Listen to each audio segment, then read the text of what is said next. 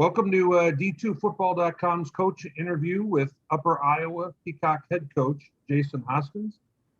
I'm your host, Northern Sun columnist Matt Witwicki.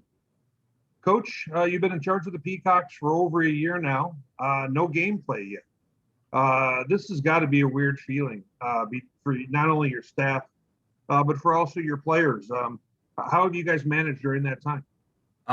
It's been a little bit different, obviously. Starting in, it wasn't a wholesale change. I was here with Tom Shea, so there's been some carryover and some familiarity with the staff, with myself and Coach Curran, our offensive coordinator, staying on. So there's a little familiarity there. But our guys have really done a nice job with it. They've just bought into the fact that, listen, we get a little bit more time with, the 4 new staff guys that we did bring in. So they're just embracing it as, hey, we get an opportunity to get better. And what's crazy is by the time we start playing, there'll be 2 full classes of recruits that have between the two, between one season and another. So we'll essentially have 2 classes that have not actually suited up for a game here by the time we play in the fall. Are your guys, kind of itching to play? I mean, back in September, everyone's thoughts were initially, okay, if we're not playing in the fall, we got to play in the spring then, right? But now that we've gotten closer to the spring, I think a lot of people kind of backed off that thought because they think, okay, how many football games are we looking to play in a calendar year here? So how have you kept your players engaged? Because, you can only practice so much without having dangling the carrot of some type of gameplay. Are you guys kind of looking at the spring as a time to find some scrimmages, or how do you satisfy that need? Yeah, Matt, we had the same talk as the staff in August. When you're in August thinking the schedule's, all right, we're not playing in August, you're thinking, how soon can we play? And then once you get to the spring, it's, all right, how many competitions do we really want? Because then we got to turn around and play again in a couple of months. So right now, our guys have been focusing on basically the process. Just, hey, what do we have to do in the short term? Don't look, if you're running the marathon, don't worry about mile 25. Let's worry about the next 200 feet. Now, you're right. That only takes you so far. Eventually, guys get a little antsy to go play. So we do have a couple of things in the works. We'll end up doing some outside competition for a few things here in the spring, where we'll get, I've almost got them finalized, but we've got a couple opponents that will go in scrimmage. It may not even be full games. It may be more, hey, do some 7-on-7, do some 1-on-1s, do some situational stuff, but at least we get to see somebody else besides ourselves. Sure. Is it almost like an NFL joint practice format? Exactly. Okay, fair enough. Let me ask, we're coming on a few days after the recruiting period has just ended. What can you guys tell, Peacock fans about what they should come to expect with the group you've got? And did you have any position groups that you guys were kind of surgically looking at? I'll tell you what, this class overall was, we wanted guys that not just good players, but, school, football, even in their daily lives, they wanted to be successful at all of those things. So that's kind of what we hit on.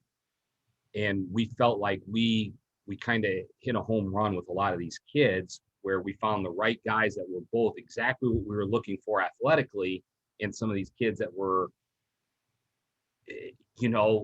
bought into, yeah, I want to play football. I want to go play college football, but it's important for me to be successful in school and get set up to go do whatever I'm going to do in my career, life after football. And we felt like we found that right mix. Positionally, we felt we did a really nice job on the offensive line.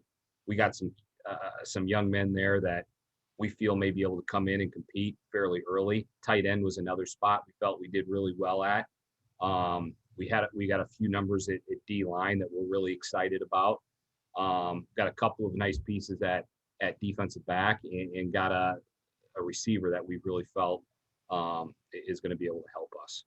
So right. I know I kind of went through all the positions there, but we are excited about this class. We didn't need a lot of them, We ended up probably with a few more kids than what we thought we were going to end up with at the end. So with mid-years and the class, we ended up with 37 is basically what we ended up with right now. And there'll be a few more guys that we'll end up adding, but all in all, we're pretty excited about this class. Sure, sure. Let me ask, you guys in Fayette, you're in kind of a unique situation in that it's a remote setting, more remote than a good portion of the schools in the conference. Does that present certain challenges when it comes to attracting recruits? It does, but we look at it this way, and I talk with our recruits about it a lot, is what do you want to get? What do you want to get accomplished when you go to school? And most of the time we get the answers, Coach, I want to go somewhere where I feel like I'm wanted. I feel like people care about me. I can get my degree. I can play good football. Okay, well, we got all that here in Fayette. In a way, you get a chance to come in here and really be a part of this community and part of this school. And there's a lot of staff here that want to see them succeed. And you get to just come in here with a bunch of your buddies and figure out how to go play good football, get your degree, and go on and do whatever else that you're going to do in life after football. So once you start breaking it down, especially with recruits and parents on, all right, what do you really want to get out of this experience? Fayette and Upper Iowa, we have all of that. Fair enough. Fair enough. You know what? Look, I'm a guy who's from the south suburbs of Chicago. I couldn't help but notice. I mean, you guys are just down the road, obviously, from that area, and probably at one of the D2 schools closest to the suburban Chicago area. They didn't have football this last fall, and now they're just going to be starting it up here in about a month. Being such a close area for you guys to recruit, has that been a challenge in itself because of the fact that there's not really the same film on these seniors? You know where the challenge actually came a little bit more, Matt, was since Illinois wasn't, not that it wasn't under recruited, but I think our league spent more time in the Wisconsin and honestly Iowa. We saw more NSIC schools running around the state of Iowa this year than we ever have. I mean, there are teams down here and we run into a lot of our league in the state of Iowa, but probably not to the volume or extent we saw them this year. And so we are the only Division II in Iowa. And so, but it seemed like every kid that we were on or talking to, they had a handful of NSIC schools on them, where in the years past, there may be one or two that we were talking to that, may have Mankato or Winona or Southwest, but it seemed like more and more those kids had 4 or 5 of our league schools talking to them. From the Illinois side, it was a little bit more of a challenge, but you just got to do your homework. And we felt we pulled a few really, really good Illinois kids out of there that, quite honestly, maybe as they play here in the spring, they may have attracted more attention. You never know. A few kids that we hit there, we felt like they have very high ceilings. They're just starting to scratch the surface. So just got to talk with coaches, do your homework, and find the kids that fit your program. Sure. Let me ask, I noticed when taking a look at any kind of recent changes with you guys, obviously your coaching staff, you guys have added defensive coordinator, Taekwon Hammock. He's coming to you guys for he's a newer employee, obviously at Upper Iowa, has been with Northern Illinois previous to that. What can you tell, whether it's Peacock fans or just our Northern Sun onlookers, a little bit about your new defensive coordinator? I'll tell you what, he brings a lot of energy to our staff, and our kids love him. And he is constantly engaged with our players. So he'll be down in the weight room, he'll be in the lunchroom. They're always coming up to the office. He's, in his short amount of time that he's been here, he's established some really close relationships with our players, in a very good way. And he brings a little bit more energy, a little bit more pop when he's out of practice. And those kids have been able to, our team's responding to him. And he's getting to that point, he's building those relationships where our players are are well aware that he cares about him, wants to see him do well, and they're out there playing hard for him, which is great. But we're really excited about Coach Hammock. I can't wait to let him finally throw his defense out there during a game and let it go. So let me ask. I mean, we've talked a little bit about Coach Hammock. How about some of those in on our website, for example, d2football.com, who might not be familiar with yourself? What can you tell kind of some of our viewers or people on our forum about what you have, what you've been doing coaching wise leading up to this? Well, honestly, I'm more of I thought my world would be Division III. My dad coached Division III football, coached high school and Division III football while I grew up. I went to a Division III school. I kind of really thought that was my world. And then I was fortunate enough to be hired by Bubba Schweigert up in Minnesota, Duluth in 2006, back before Duluth was in the NSIC. They had that little, they were in the NSIC, then went to the NCC. Right. So when I was there, we were in the NCC. And then was able to, basically when him and Phil Longo went to Southern Illinois with Dale Lennon, I followed him down to Southern Illinois. And then when I was down there, I coached with Tom Dosh, and Tom Dosh took me to Northern State. So then I was the secondary coach at Northern State for 5 years, from 2010 to 2014 for 5 years. And then Tom Shea hired me here as defensive coordinator in 2015.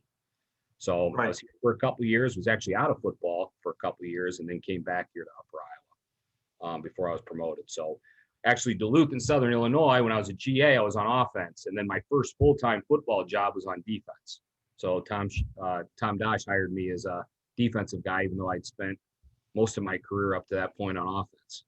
So that's pretty interesting. Okay. Yep. Let me ask your predecessor, former head coach Tom Shea. I got to know him quite a bit over the years. Great guy. You were on staff obviously when there was a window where the Peacocks had 3 straight winning seasons. I want to say, about 5-6 years ago. Yep. What do you guys do? I mean, because since that time it's been a 2-3 win campaigns the last few seasons. What do you do to go ahead and kind of change that and bring back some of those winning years? I think what we have to go back to, and when Coach Shea was winning consistently, the team was more of a hard-nosed, get in there and find a way to get it done type of team. We were just more physically and mentally a tougher football team. And in a way, teams had to find a way to come beat us rather than, you don't want to say give football games away, but, don't make those mistakes. More football games are really lost than won. So find a way to put our system in place, make sure the guys understand it, make sure the guys believe in it, and roll it out there. And tell teams basically, listen, if you want to come beat Upper Iowa today, you're going to have to play mistake-free football and come beat us. Sure. I think that when we were consistently well, and I was here, those last couple of years, that right at the tail end of Coach Shea winning those 3 in a row, that's really the team we have. It was just a bunch of real tough kids that had come up through the program, had bought into the system, and just wanted to play good, consistent football. Sure. Let me ask, once the fall comes, what is your, and I know that the opening games are still kind of all being put on paper, but what is your indication for who you guys would open with and things of that sort? Well, right now with the league, we're going to open at home against Minnesota Duluth. So is that the question you're asking me, Matt? Absolutely right. And Yep. You know what? I haven't had a chance.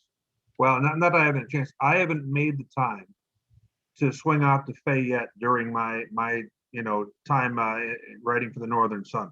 So I need to make a time for that. I don't know exactly when it'll be just yet, but tell everybody a little bit about the stadium that you guys have there. I've always said it's kind of one of the hidden jewels, kind of in the Northern Sun. Yeah. Now I get it. I'm biased now. But I've been around the league a little bit, and I've been at Duluth, I've been at Northern State, and I've been at Upper Iowa, and a lot of these places in our league. I love the Northern Sun. It's great football, great institutions. So I'm a little bit biased here, but this is a cool game day experience. This is as neat of a game day experience as I've been around. Our parents are into it. The community's into it. It's not an overly big stadium. It doesn't have to be. We fill it, and they do it the right way. Our administration does a nice job getting it all set up, and it has an upper level feel to it when they get here. You know, there's almost 1,000 people out there at the tailgate area. Our parents have built they put in hundreds of man hours out there. They built a shelter. They cleaned up around the pond. They dye it Peacock blue. They got a fountain in there. They have music going. They brought live bands down there. They've got smokers and grills and yard games. They put fire pits out there when it gets cold. I mean, it is neat. I'm actually kind of getting goosebumps thinking about it. I can't wait to get back out there, but it is. That sounds like a very good game day experience. For small college football, this is the real deal. Great. Well, that's a promotion right there for stop out to Fayette and see a game for sure. Well, Coach, I appreciate you making the time for us here at d2football.com, and I'm sure you and I will run into each other on a sideline, sometime this coming year. And you know what? Let's say go Peacocks, okay? Yeah, thanks a lot. Appreciate the time. Yeah, you definitely have to make it out to Fayette. Okay. Well, I'll make. You know what? If I do, I'll need to make sure that I get in contact with you. You're going to give me a little tour of the whole deal and everything else. Okay. We'll try to get you up there in the suites or something during the game. I like being on the sideline. I like to hear the pads. So perfect. Hey, thanks, Coach. All right, thank you.